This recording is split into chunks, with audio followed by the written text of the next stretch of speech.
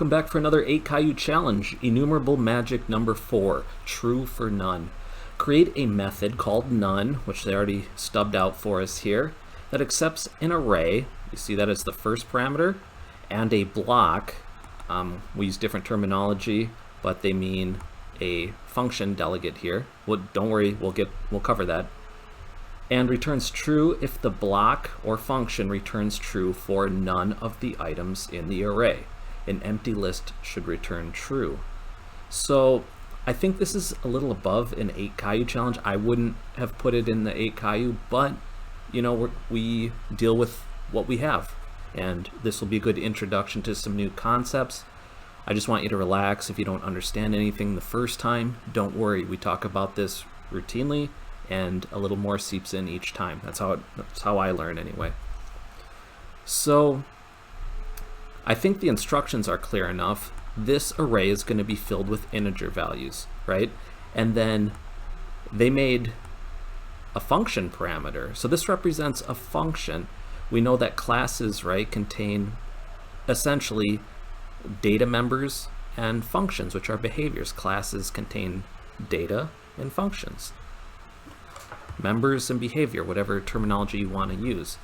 And so in this case, we're talking about a function. So it's kind of like you don't have to necessarily run the same function on the input array data, which hopefully you can appreciate gives you some flexibility. That's why we do this. Nobody's trying to be overly complicated here. You might do something like this in the name of flexibility, and we'll talk about some examples. But if you need a clue to get started, you're going to want to look at the Enumerable class and go into its methods. Just type into a browser C# enumerable, go to the docs page, and if you expand the methods, I've told you in the past, just keep a tab open with those. You'll see one that's very handy in this case. That's your clue for solving this. And then go ahead, have a go at this. If you get stuck, don't worry. Again, I think this is a little much for 8 Caillou, but give it a shot and unpause me when you're ready. So what I was hoping you came up with was, see, I'm at the enumerable page, I expanded methods. And if you scroll through, you may have been looking for something like none. You know, you went down to the ends and like, uh-oh, there's no ends. Not really sure. But maybe you found any. And all. All is very much like none, it's just the opposite, right? Any is very similar to all. And if you think about it logically, not any is like none, right? If there's not any. I can't say not all because that could mean some, right? It just means not all. But if we do not any, that's kind of the same as a none. And so you can see here that we have two overloads. But first, before I get ahead of myself, determines whether any element of a sequence exists or satisfies a condition. And that's the second part is exactly what we're doing. And so we're going to use the second overload here. Notice how it uses the satisfies a condition, right? Remember the instructions told us that none of them return true was sort of the condition that we were looking for. So you can just click right on that. It'll jump you down the page to this particular overload.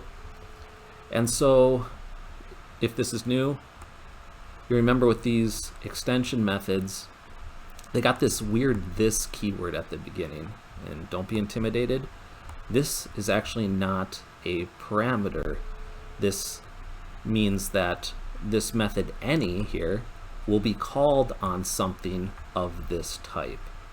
And this looks scary because it's got all the namespace scopes, you know, system collections generic.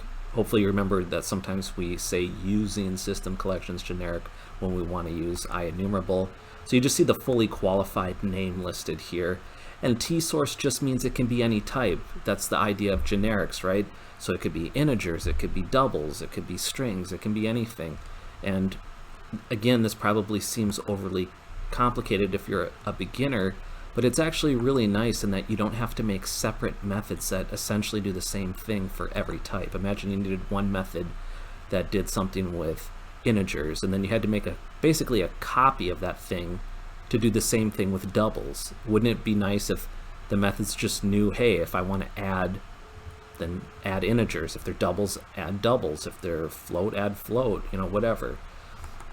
If they're strings and it's adding, then concatenate them, You don't want to sort of make, it would just explode, right? You'd have all these implementations of the same content. So this isn't as scary as it looks. It's just a fully qualified name. It's generic, meaning you can use whatever type you like, even your custom types.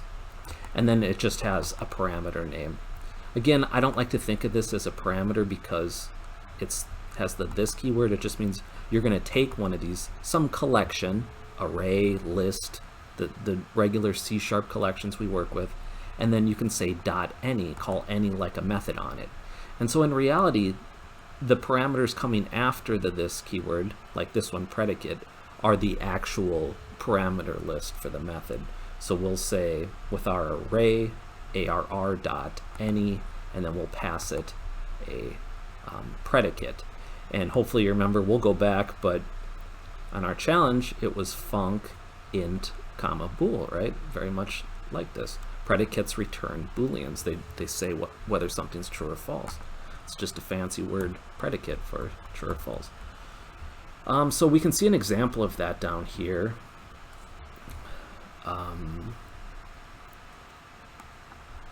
We've got any, so here it is. Here, I'm going to copy this. We'll bring it over. But you can see they're calling any on this pets collection. Pets is an array, right? It's an array of pet, and that implements Enumerable, so we can use any on it, right? Let's go back, and we'll just make some scratch pad here. This one actually compiled because we didn't define pets. But this is the idea. We're going to want to do something like this. So what's our array? Well, ours is called R, so we could say R. And we called any on it, like I described. And then the one parameter we had was a predicate. And look at this, we have a predicate. Now the thing with these function delegates we'll also look at is they can have multiple parameters. In this case, we just have one. And I want you to realize that whatever's last in this list is the return type. So it's saying it's a function that takes just a single integer and it returns a Boolean.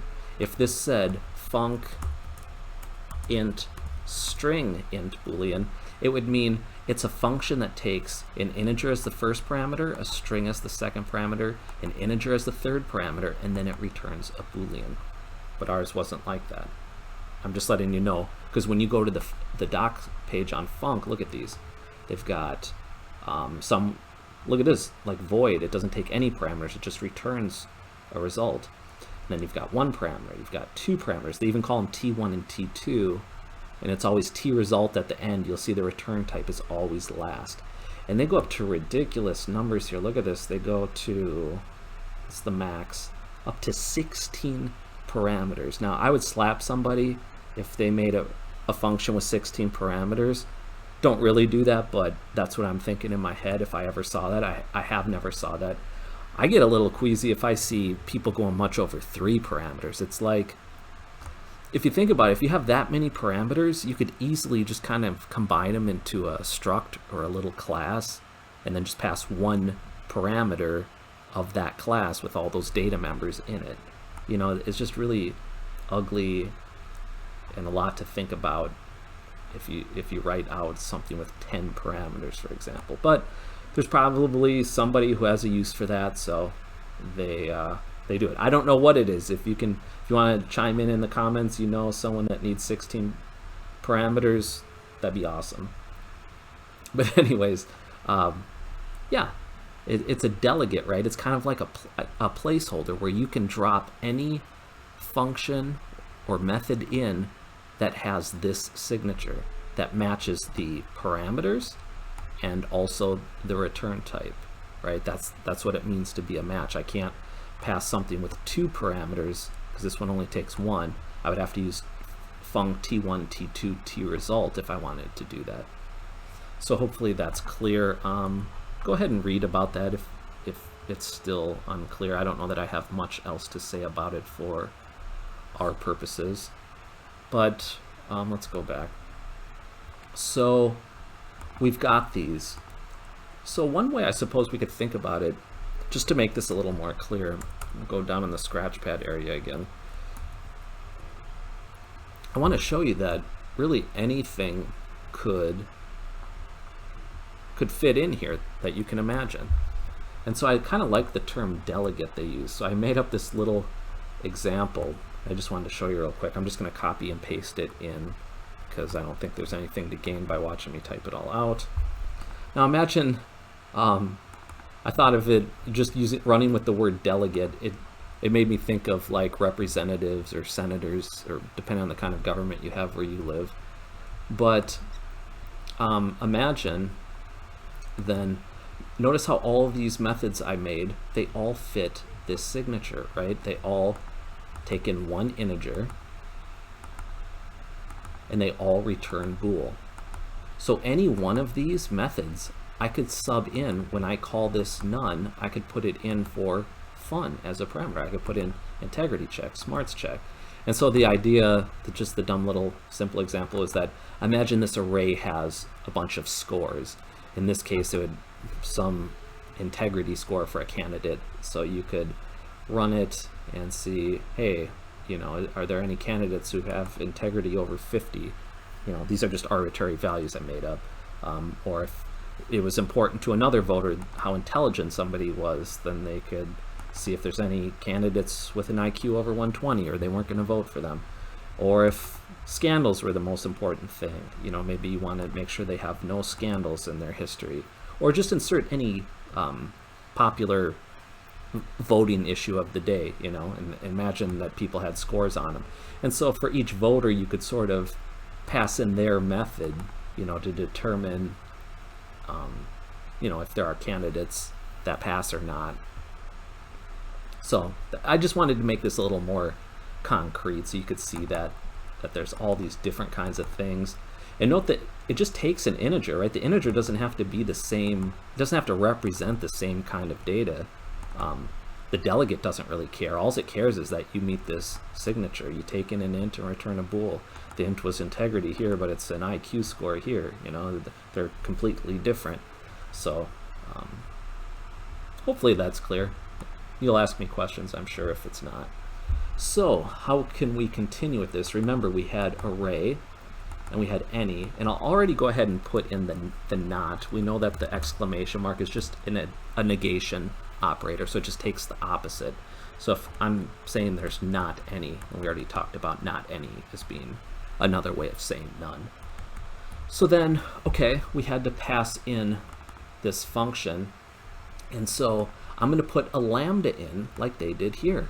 And if you remember, or if maybe you're new with me, a lambda is just an anonymous function. It's a shorthand way of writing out one of these whole methods, but it just saves you time, and it's commonly used when you just have a throwaway behavior. If you're going to use functionality a lot, then sure, go ahead and take the time to write out a method for it that lots of people can invoke. But if you got kind of one of these one-off throwaway cases where you don't need a method and you don't want to type all that out, the lambda or anonymous method is very handy for that. So I remember it was kind of weird when I first saw it. You know, it's intimidating and whatnot, but there's really nothing special going on here. The P is just your parameter list, and we're used to those being enclosed in parentheses, but no, you aren't required to put parentheses around it when it's just a single parameter. That's just part of the syntax. It doesn't require you to do that. If you had multiple parameters, you would comma separate them within parentheses. And then you put this arrow character, and then you put the body of your function there. So what I want you to see with this example here is that it's functionally equivalent. Let me copy this in. It's functionally equivalent to this. See, look, and you can think of it as an anonymous function because there's no name in this example that I have commented out, right? You don't even bother giving a name to something that's throwaway. Why name it? You're not keeping it. But in this case, I gave it a name because I'm showing you the equivalent of a function, and I just called it lambda func for short. It takes a pet, right? Pet p, You can see that's the parameter, right? It just has one parameter. And then I copied exactly the body right here. See? So when you see these, you don't have to be intimidated by these. You know it's so close to what a regular function is. You just knock the name off, you knock this scope off, and otherwise, I mean, it's basically the same. So don't let yourself be intimidated by that. In fact, you'll probably grow to love it over time. Okay, good. So we covered that. So that said, I'm going to put a lambda in for any that represents this function that I need. It's got to take an integer and return a Boolean. And so in this case, for my parameter name, I'm going to use n. It's a common name that just represents an integer in mathematics, so I'll just use n. But you can call yours whatever you want. You can call it score if you're thinking of, you know, my example here, there are a bunch of scores, or I don't know. And then finally, we have the body. So when we say n here, it's just going to take each n in the array, each element, one at a time. And that's the placeholder for it. It's going to use that as the parameter. And then in the body of the method, we can actually call it. And so what do? Well, you already have the function. It's going to be passed into this method. So I can just say fun n, right? I invoke the function with my integer parameter. And I know that's legal because I see it's in the signature here. I like to think of methods as a contract, right? Everyone who gets the privilege of using the method has to hold up their end of the bargain and match the requirements exactly. And when they do that, the person who implements the function is required to process the data correctly and return the specified type. Now, most of the time, especially in the beginning, you're on both sides of this equation. So you're kind of looking at it from both perspectives. You'll be working with your methods and implementing them. You'll be using them, consuming them, and implementing them. So this is enough to finish the challenge. I can back out here and show you that. We don't need any of these dummy methods I made. They were just to show you some kind of concrete example of how that might go. But let's run a test. Let's see if I did that. Okay, I missed on line 7. Yeah, remember, semicolon is the new period, right? In C# land, that's how we end our statements. Okay, int array does not contain a definition of any, and that's a fair thing, right? Because remember where we got that from? It was in enumerable methods. And so again, if you're not sure, you can scroll to the top and they'll tell you for this any method that it resides in the namespace system link. And so since we didn't define that, we have to bring it in. We have using system, but we needed using system link to have access to this any method. Because otherwise you have to implement it on your own. There's no magic, right? You either have to bring it in from something that's already made, that's part of the system, or you have to implement it yourself. So I'll hit the test again. And we hit green. I'll run the attempt. And we're golden. So yeah, not too much to do there, but I think the whole thing with this one is that at 8 Caillou, you probably haven't seen delegates before. So maybe that was where you got tripped up. I hope this was a good introduction. If you want to stick around, maybe we'll show how to make our own extension method. Maybe that'll make some of this, maybe it'll be useful for learning purposes. So what if you said, you know what, I don't like not any. I want to have, you know, there should be a none method, you know. I don't know, but let's just make an extension method. So what we can do is, let's see, they gave an example of this. I wanted to show you. So if you just search extension methods C#, you'll get to this document page. And again, do all the reading you want. I'm going to take you down to this nice example they have here. So I'm going to copy it. I suppose I could have just hit the copy thing here. In fact, I'll do that. And then we'll go back to our page and we'll paste it in. and then we'll see how we can do it. This could be a good practice for if you ever, are working with a certain type and you're like, man, I wish it did this, well, you can actually make it do that. So again, you would name these however you like. These are just dummy generic names, and so we obviously are working with something different here. We got to return a Boolean, and I'm going to make it be none, right? We want our none method. We don't want to say not any.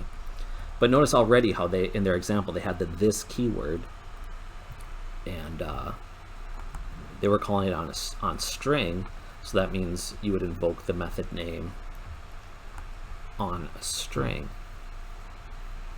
like they're doing here. They took the string, well, they're calling split on this string, but that's okay.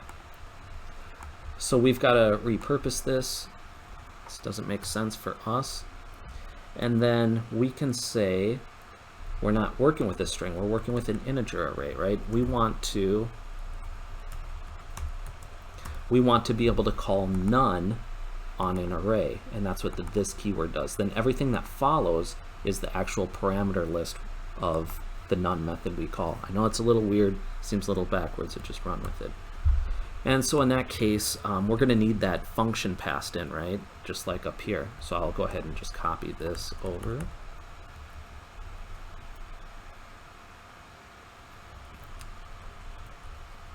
Okay, same thing going on there. And then we're free to implement this.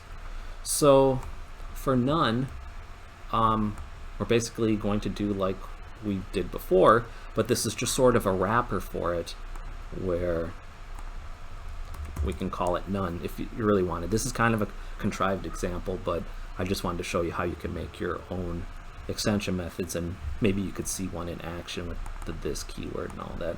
So what did we say? Return not array any, then we passed it fun n.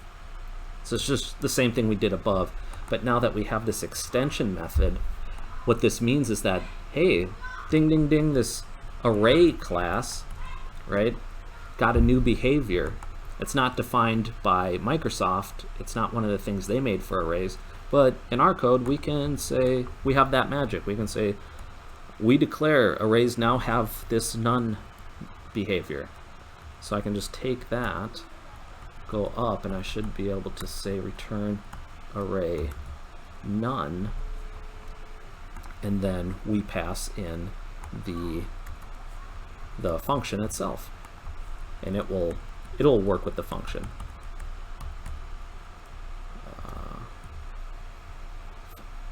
Fun was the name of the function. So if I go and run this, let's see what happens. Int is not containing a definition for none. Oh yeah, so we got to use our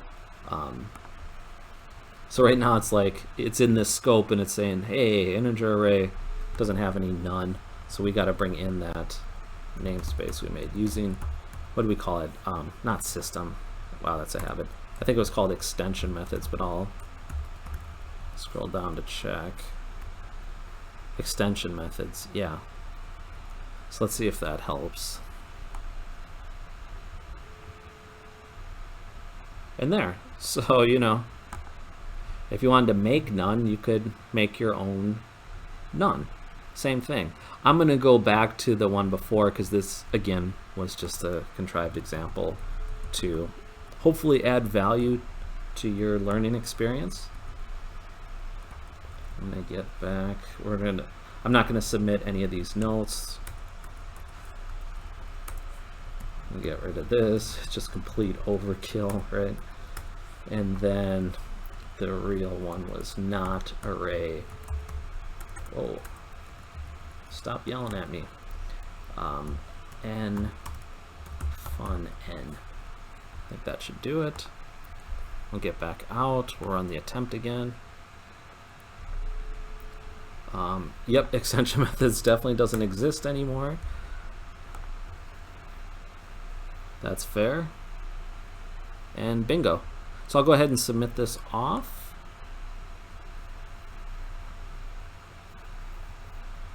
And yeah, very common answer, right? Everybody had that. Don't know if you're going to see a lot different in here, but feel free to peruse at your leisure. Otherwise, hit me up with those questions or comments. Don't feel bad if some of this was over your head. This had some advanced topics for 8 Caillou, in my opinion. Just stick with me. This stuff will become second nature before you know it. I will see you in another video. Thank you.